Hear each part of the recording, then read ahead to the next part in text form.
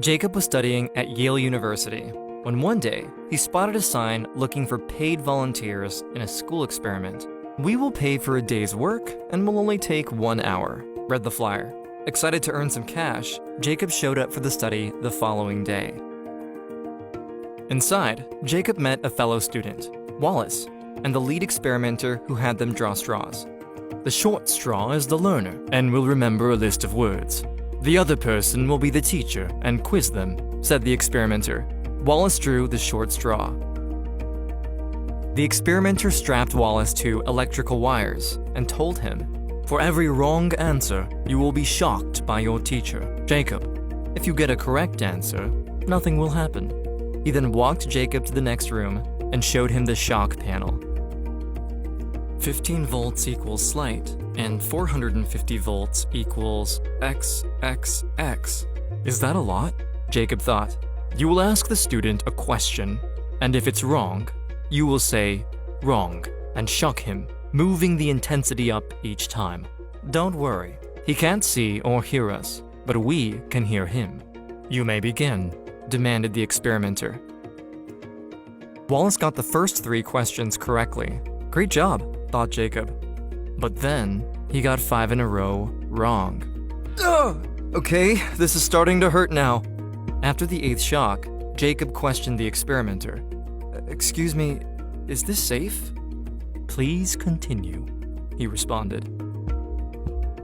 After 5 more wrong answers, Jacob looked down at his shock panel and saw it read 315 volts, close to the danger zone. I don't think this is safe. It might seriously harm him." "The experiment requires you to continue," said the experimenter. "Ah! Please stop! I can't do this anymore," exclaimed Wallace. "We're hurting him. We need to stop," said Jacob. "It is absolutely essential that you continue. You have no other choice but to continue until the experiment is finished," demanded the experimenter.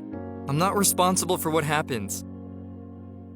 Jacob was now at 450 volts, XXX, the highest setting.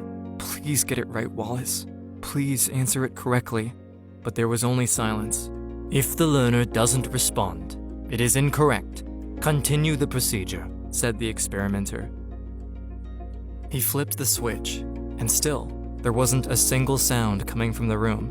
Jacob stared at the voltage meter and began to sob, realizing what he had done.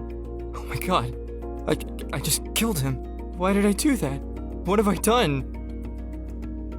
The experimenter left, and when he came back, Wallace was next to him. "You're alive! Are you okay? What happened?" questioned Jacob.